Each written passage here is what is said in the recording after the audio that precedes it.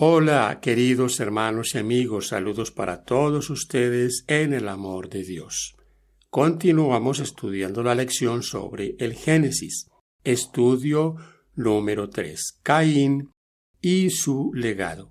El texto para memorizar Génesis 4:7. Si bien hicieres, no serás enaltecido, y si no hicieres bien, el pecado está a la puerta. Con todo esto, a ti será su deseo, y tú te enseñorearás de él. En Génesis, inmediatamente después de la caída y de la expulsión de Adán y de Eva del Edén, principalmente vienen nacimientos y muertes. Todo en cumplimiento de las profecías de Dios en el capítulo anterior. Al ser capítulos paralelos, Génesis 3 y 4 contienen muchos temas y palabras en común. Descripciones del pecado, Génesis 3, 6 al 8 y Génesis 4, 8. Maldiciones de la Adama, tierra, Génesis 3, 17 y Génesis 4, 11. Y expulsión, Génesis 3, 24 y Génesis 4, 12, 16. La razón de esos paralelismos es resaltar el cumplimiento de lo que sucedió antes, las profecías y las predicciones que Dios les había dado a Adán y Eva después de la caída. El primer hecho después de la expulsión de Adán está lleno de esperanza. Es el nacimiento del primer hijo, un evento que Eva ve como el cumplimiento de la promesa que oyó en la profecía mesiánica, Génesis 3:15. Es decir, pensó que él podría ser el Mesías prometido. Los siguientes eventos, el crimen de Caín, el crimen de Lamec, la disminución de la longevidad y el aumento de la maldad, son todos cumplimientos de la maldición pronunciada en Génesis 3. Sin embargo, aún así, no todo está perdido. Hermanos y amigos, este estudio está bien interesante. Quédase con nosotros. Aprendamos juntos de la palabra de Dios. Caín y Abel. Génesis 4, 1 y 2. Conoció a Adán a su mujer Eva, la cual concibió y dio a luz a Caín, y dijo, por voluntad de Jehová he adquirido varón. Después dio a luz a su hermano Abel, y Abel fue pastor de ovejas, y Caín fue labrador de la tierra. En este relato tenemos algunos puntos bien interesantes. Se registra el nacimiento de Caín. Después de la expulsión de Adán y Eva del huerto del Edén, aparece el nacimiento de estos dos hombres. Pero se resalta el nacimiento de Caín. Es interesante notar la esperanza que ellos pusieron en este nacimiento. Hay aquí una referencia a un texto que se traduce de la siguiente manera. He adquirido un hombre, por cierto el Señor mismo. Era como la idea que tenía Adán y Eva de que ese sería el libertador. En el deseado de todas las gentes, Elena G. de Foix dice lo siguiente. Esta traducción literal sugiere que Eva recuerda la profecía mesiánica de Génesis 3:15 y cree que ha dado a luz a su Salvador, Jehová. La venida del Salvador había sido predicha en el Edén. Cuando Adán y Eva oyeron por primera vez la promesa, esperaban que se cumpliese rápidamente. Con gozo dieron la bienvenida a su primogénito, esperando que fuese el libertador. Deseado todas las gentes, página 23. De hecho, Caín ocupa la mayor parte de la historia. No es solo el primogénito, un hijo al que los padres casi adoraban. Él es el único que habla en el texto de Génesis. Si bien Eva comenta con entusiasmo el nacimiento de Caín, no dice nada cuando nace Abel, al menos nada que se registre en el texto, en contraste con el nacimiento de Caín. El narrador simplemente informa que ella después volvió a tener otro hijo, Génesis 4:2. Lo que vemos en el relato es que será más interés, por supuesto, al nacimiento del primogénito. Aún sus nombres. En sus nombres encontramos esa diferencia. He adquirido varón. Abel o Ebel quiere decir vapor, soplo, que es la palabra que usa el sabio Salomón repetidamente en Eclesiastés. Vanidad. Entonces, toda la atención descansaba sobre Caín, porque pensaban que éste era el Mesías prometido. Hay aquí una reflexión para nosotros.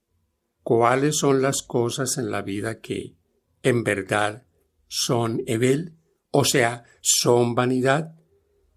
¿Cómo se deshacen nuestras expectativas? Recuerden, la expectativa de ellos era una expectativa que se habían hecho porque pensaron equivocadamente que su primer hijo sería el libertador. ¿Cuántas conjeturas hoy se hacen? ¿Cuántas expectativas hoy se presentan? ¿Cuántos planes humanos se presentan como planes de Dios? Cuando estos planes se desvanezcan, ¿cómo reaccionaremos? Adán y Eva reaccionaron positivamente. No encontramos en el registro bíblico que ellos se hayan sentido decepcionados por esto y hubiesen protestado contra el Señor. La parte para el día lunes está titulada Las dos ofrendas. Tenemos en esta sección algunos detalles bien interesantes en la vida de estos dos hombres, también en su profesión. ¿Qué era lo que hacía Caín? Era un hombre labrador de la tierra. ¿Y Abel? Un pastor de ovejas. ¿Y cuál es la diferencia?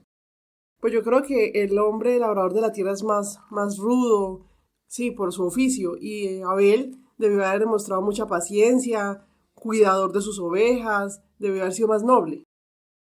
De hecho, mis hermanos, aquí podemos ver esa figura, la figura de un pastor, figura que para esta época está revaluada. El pastor ya no es un cuidador, el pastor ya es un administrador. Lastimosamente escuchamos repetidamente esa mención a lo que es el pastor. Pero el pastor en los tiempos bíblicos era alguien que cuidaba, que amaba a su rebaño.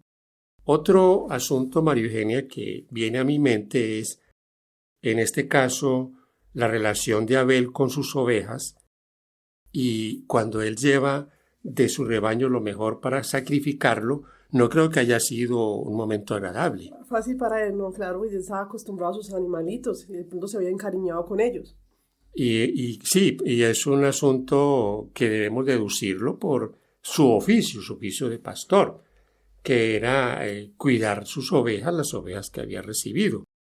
Por lo tanto, por encima de eso está la obediencia al Señor. A pesar de que deducimos que no había sido un asunto muy agradable para él derramar la sangre de un animal inocente, él lo hizo porque cumplía con la palabra de Dios, mas no así su hermano, como lo veremos en nuestro estudio. En Génesis 4:1 al 5 y Hebreos 11:4, la pregunta es, ¿por qué Dios aceptó la ofrenda de Abel y rechazó la de Caín? ¿Cómo entendemos lo que pasó aquí? Aquí el asunto también tiene que ver con adoración. La adoración al Señor no es como nosotros lo planteamos, es como Dios lo ha pedido. Eso honra al Señor que sus criaturas hagan lo que deben de hacer, con sus ofrendas, con su vida, con todo aquello que tiene que ver con la parte espiritual. Sin derramamiento de sangre no podía haber perdón del pecado, y ellos, Caín y Abel, habían de demostrar su fe en la sangre de Cristo como la expiación prometida al ofrecer en sacrificio las primicias del ganado. Además de esto, debían presentar ante el Señor como ofrenda de agradecimiento los primeros frutos de la tierra. Patriarcas y Profetas, página 52. Con todo esto, Abel ofrece el sacrificio que Dios había pedido, y Caín trae de lo de la tierra. Esto, mis hermanos y amigos, nos deja bien claro la situación de ellos dos. Cada uno está presentándose al Señor, pero los motivos son diferentes. Hagamos ahora la siguiente reflexión. El pueblo de Israel, en el caso de las ofrendas, de los sacrificios, pervirtió este pedido del Señor. A lo largo del tiempo, llegaron a pensar que era la cantidad de sacrificios lo que Dios quería, lo que a Dios le agradaba. Y dice la palabra de Dios claramente en Miqueas 6:7 y en Isaías 1:11, se agrada al Señor de la multitud de sacrificios? Como le dijo Samuel a Saúl, ¿se agrada el Señor de animales gordos? No, el Señor se agrada de la obediencia. Debemos ser cuidadosos de no invertir las cosas. No pensemos, mis hermanos, que porque hacemos ciertas actividades, entonces eso agrada al Señor si descuidamos otras. Me explico, que porque yo diezmo, porque soy fiel en no comer ciertas cosas, pero si mi vida está descuidada en otros campos, ¿de qué me sirve? Por más que yo diezme, eso no va a hacer que sea más justo delante del Señor. La vida cristiana es una total entrega al Señor. Es un equilibrio en todas las cosas. Así que en este caso no era la multitud de sacrificios, sino la obediencia a Dios. Eso incluiría los sacrificios. Eso incluye todas las demás cosas. Como dijo Jesús, es necesario hacer eso sin dejar de hacer lo otro. Lección para el día martes. El crimen. Génesis 4, 3 al 8. Y aconteció andando el tiempo que Caín trajo del fruto de la tierra una ofrenda a Jehová, y Abel trajo también de los primogénitos de sus ovejas, de lo más gordo de ellas, y miró Jehová con agrado a Abel y a su ofrenda, pero no miró con agrado a Caín y a la ofrenda suya. Y se ensañó Caín en gran manera, y decayó su semblante. Entonces Jehová dijo a Caín: ¿Por qué te has ensañado y por qué ha decaído tu semblante? Si bien hicieres, no serás enaltecido, y si no hicieres bien, el pecado está a la puerta. Con todo esto, a ti será su deseo, y tú te enseñorearás de él. Y dijo Caín a su hermano Abel: Salgamos al campo. Y aconteció que, estando ellos en el campo, Caín se levantó contra su hermano Abel y lo mató. Primera de Juan 3:12. No como Caín, que era del maligno y mató a su hermano. ¿Y por qué causa le mató? Porque sus obras eran malas y las de su hermano justas. Vemos aquí el comienzo de uno de los episodios más tristes para la humanidad: el asesinato, el crimen. Mis hermanos, pero en este caso con un agravante: el hermano que quita la vida a su hermano. Hay muchos detalles aquí que podríamos analizar. ¿Contra quién se enojó Caín? ¿Contra su hermano Abel o contra Dios? En el texto que nos ha leído María Eugenia encontramos que Dios le dice claramente que Él puede hacer las cosas correctamente, porque ha decaído tu semblante. Si bien hicieres, no serás enaltecido. Él tenía el poder para hacer las cosas bien. En su mano estaba. Tenía que dominar sus impulsos. Otro detalle, María Eugenia, ¿estaba Caín celoso de su hermano? Claro, porque el Señor había mirado con agrado su ofrenda. Y no había aceptado la ofrenda suya. Pero aquí encontramos también la terquedad humana. Claramente uno debería de reconocer su equivocación, porque él estaba haciendo las cosas a su manera. A su voluntad, lo que él creía que podía aceptar el Señor. Claro, a la manera de él, mas no a la manera de Dios, y no es a nuestra manera. Y es lo mismo que pasa hoy en día. La adoración que hacemos al Señor no es como a nosotros nos parezca, sino como el Señor la pide. La misma situación. De hecho, aquí nosotros tenemos que pensar que la situación de estos dos hermanos y este relato de Génesis 4 no ha dejado de cumplirse. Vamos a verlo reflejado hasta el final de la historia. Los que quieren hacer la voluntad de Dios y los que quieren hacer su propia voluntad. Eso es indudable. No podemos pensar que ha cambiado la situación. Aquí vemos, y ya hablamos un poco de la adoración, pero hablamos también de la obediencia al Señor. Repetimos, no es como nosotros lo pensamos, es como Dios lo ha dicho. Entonces, hacer las cosas bien está a nuestro alcance. Dios no nos ha pedido hacer cosas imposibles. Por lo tanto, tenemos que pensar en el autocontrol que cada ser humano tiene. Control para hacer lo correcto. ¿Por qué Caín se enojó con su hermano? ¿Por qué Caín la emprendió contra él. He compartido que este detalle tiene que ver con el odio hacia Dios. Como Caín se enojó con el Señor, se desquitó con su hermano. ¿No es lo mismo que Satanás ha hecho a lo largo de la historia? Cuando Satanás se levanta contra el obediente e incita al hombre a hacerlo, está levantándose contra Dios. Así que, mis hermanos, nunca perdamos esto de vista. No es contra nosotros, es contra Dios. Por lo tanto, tenemos que pedirle al Señor paciencia para soportar todo en el amor de Dios. El castigo de Caín. Génesis 4, 9 al 16. ¿Por qué Dios pregunta, ¿dónde está Abel tu hermano? ¿Cuál es la conexión entre el pecado de Caín y el hecho de que él se convirtiera en errante y extranjero en la tierra? Génesis 4, 12. Aquí hay dos preguntas que se conectan la una con la otra. ¿Cuáles son, María Eugenia? ¿Qué le preguntó Dios a Adán? ¿Dónde estás tú? ¿Dónde estás tú? ¿Qué le pregunta Dios a Caín? ¿Dónde está tu hermano? Primer detalle aquí para analizar. Hay una conexión entre una cosa y otra. Hay una conexión entre la desobediencia de Adán y Eva y la desobediencia de Caín. Vemos que eso es un asunto que se repite una y otra vez. Mis hermanos, tenemos que ser cuidadosos porque una cosa lleva a la otra. Sin embargo, Caín no reconoce su pecado. Él lo niega, aunque Adán no. A pesar de que trató de echar la culpa sobre otros, Caín, al contrario, desafía abiertamente a Dios, quien no pierde el tiempo al confrontar a Caín con su crimen. Cuando Dios formula la tercera pregunta, ¿qué has hecho?, ni siquiera espera una respuesta.